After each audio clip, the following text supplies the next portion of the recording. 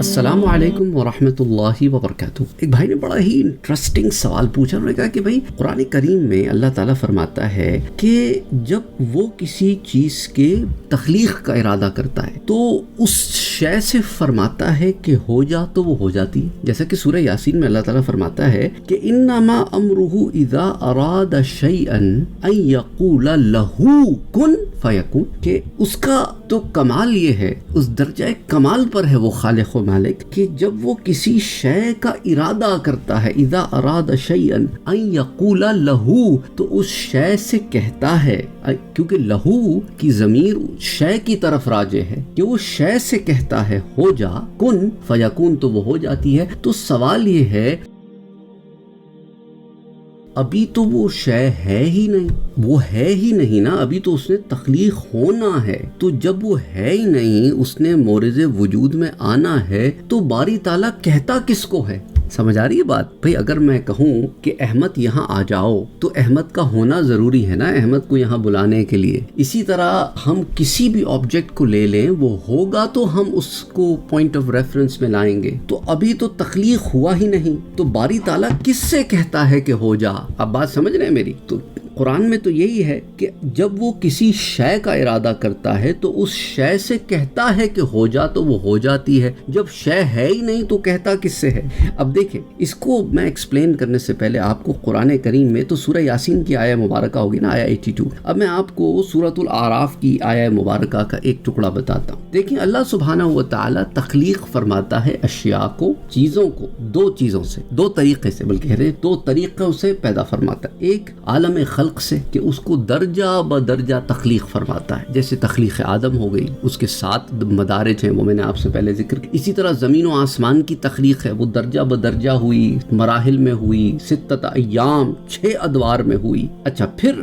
دوسری چیز اللہ سبحانہ و تعالی ایک اور پروسیس ہے جس کو کہتے ہیں امر سے کریٹ کرتا ہے، حکم سے کریٹ کرتا ہے کہ ہو جا تو وہ ہو جاتی ہے۔ اور یہاں کفار کو مغالطہ لگتا ہے، وہ کہتے ہیں کہ قرآن ایک طرف کہتا ہے کہ اللہ عز و جل حکم دیتا ہے، جس شے کو تخلیق کا ارادہ فرماتا ہے تو کہتا ہے کن فیکون، تو ہو جا تو وہ ہو جاتی ہے۔ تو پھر یہ کائنات 6 مدارج میں کیوں بنائی، 6 ادوار میں کیوں بنائی، اور تخلیق انسانی کو 7 مدارج میں کیوں کیا؟ تو اب اس کا جواب بھی سورۃ الاعراف کی آیہ 54 میں ہے کہ اللہ عز و جل فرماتا ہے کہ الا لہ الخلق والامر، کہ چیزوں کو درجہ بدرجہ تخلیق کرنا اور چیزوں کو کن فیکون عالم امر سے کریٹ کرنا، یہ دونوں اسی کی شان ہے، اس کی مرضی جس شے کو کن فیکون سے کریٹ کر دے اور جس شے کو چاہے تو درجہ بدرجہ کریٹ کر دے۔ اچھا، درجہ بدرجہ جن اشیاء کو کریٹ کیا گیا ہے ان کو بھی تو کسی چیز سے کریٹ کیا ہے۔ اب اگر تخلیق آدم کو اٹھا کے دیکھیں تو اس میں مٹی بھی ہے اور پانی بھی ہے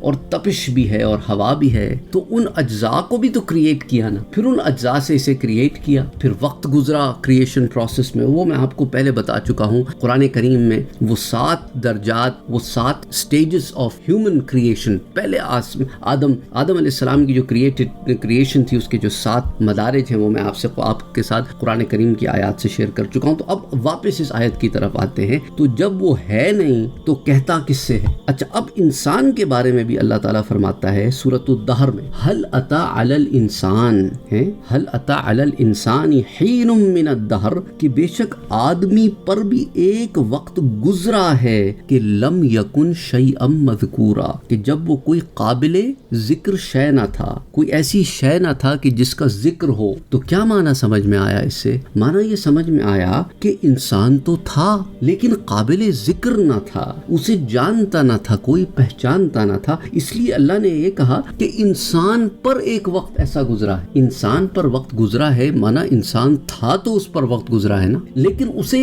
جانتا کوئی نہیں تھا، اس کی معرفت کوئی نہیں تھی۔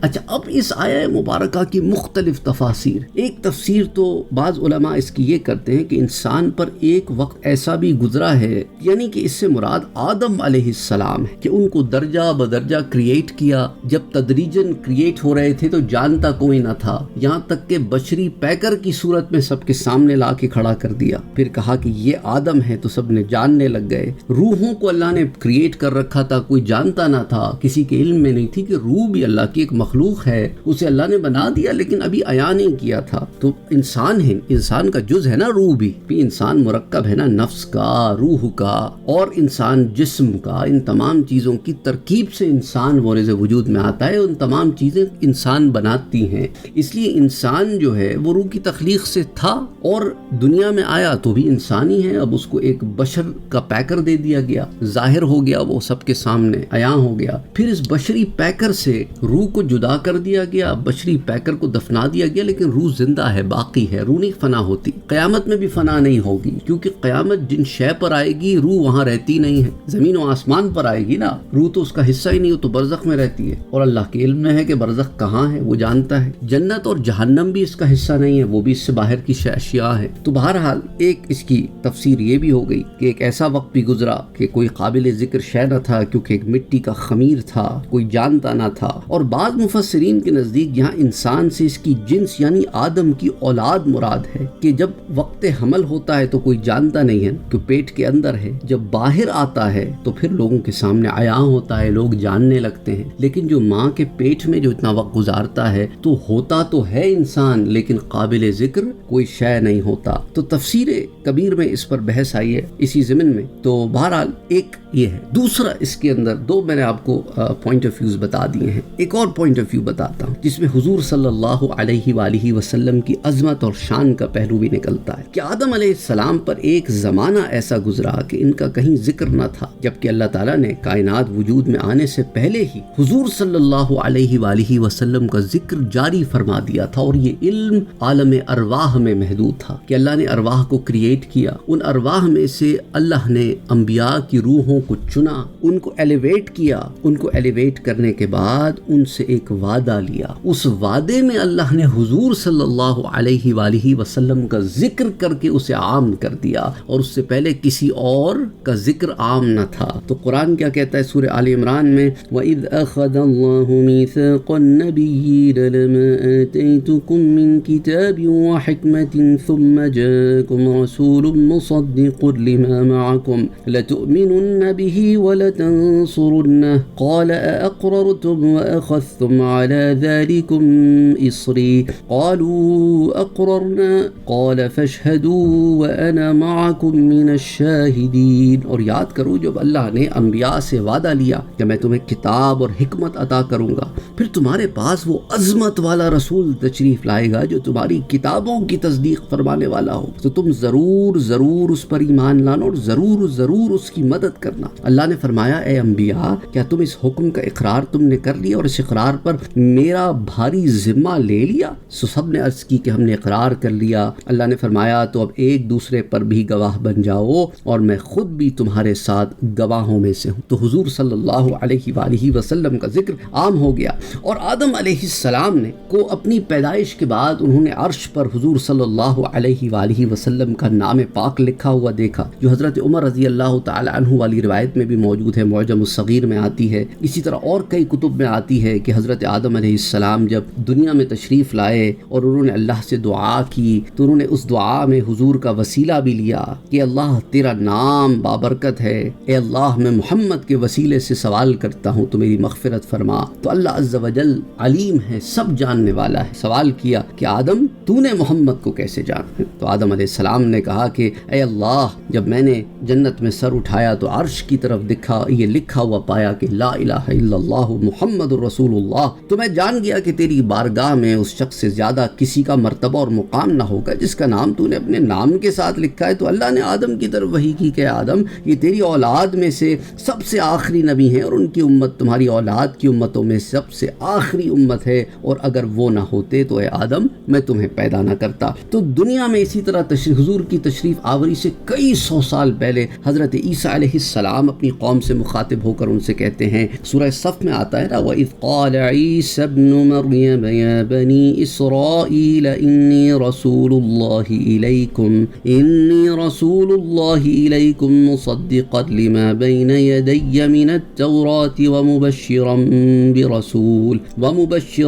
بِرَسُولٍ يَأْتِي مِن بَعْدِ اسْمُهُ احمد۔ اور یاد کرو جب عیسیٰ ابن مریم نے فرمایا کہ اے بنی اسرائیل میں تمہاری طرف اللہ کا رسول ہوں، اپنے سے پہلی کتاب تورات کی تصدیق کرنے والا ہوں اور اس عظیم رسول کی بشارت دینے والا ہوں جو میرے بعد تشریف لائیں گے اور ان کا نام احمد ہوگا۔ اس سے معلوم ہوتا ہے کہ اللہ کی بارگاہ میں حضور صلی اللہ علیہ وآلہ وسلم کا مقام و مرتبہ سب سے بلند ہے۔ تو یہ چند تفاسیر میں نے آپ کے سامنے رکھی، ابھی بھی بات ختم نہیں ہوئی ہے۔ واپس آتے ہیں اس آیا کی طرف کہ اللہ تعالیٰ کیا فرماتا ہے کہ جب کسی شے کا ارادہ کرتا ہے تو اس شے سے کیا کہتا ہے؟ اس شے سے کہتا ہے ہو جا تو وہ ہو جاتی ہے۔ تو اب سوال یہ پیدا ہوتا ہے جب شے ہے ہی نہیں تو کہتا کس سے ہے؟ اب اس کی بات تفاسیر تو میں نے آپ کے سامنے بیان کر دی کہ وہ کس فارم میں ہوتا ہے۔ اب اس کی ایک اور ڈیپ انڈرسٹینڈنگ آپ سمجھیں۔ شیء نکلا کس سے ہے؟ شیء چیز، شاء سے نکلا ہے۔ کس سے؟ شاء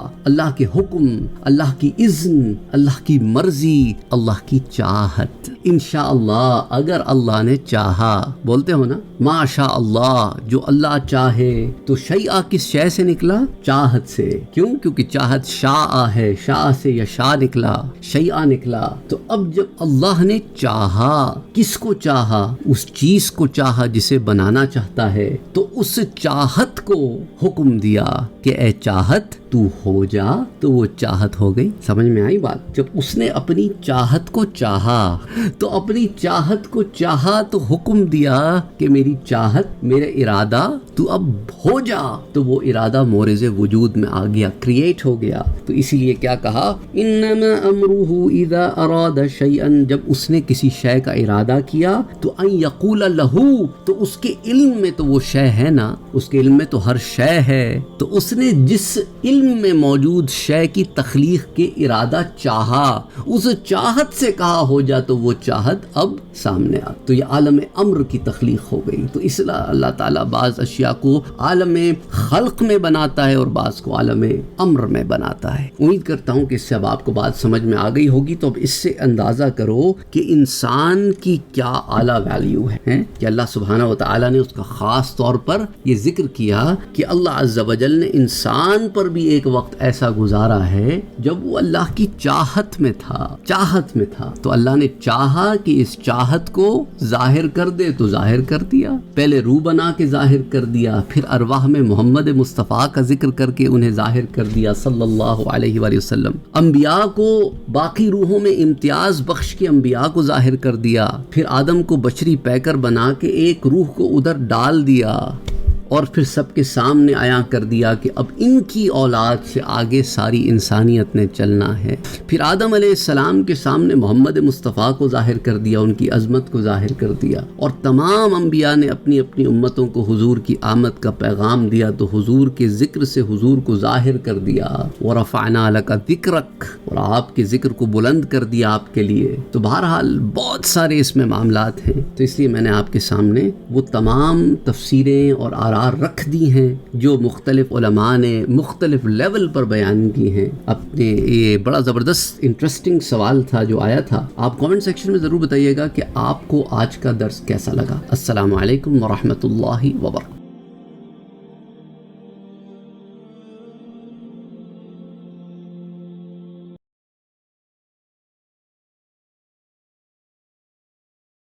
Don't forget to like, share, comment and subscribe to Sayyid Saad Qadri.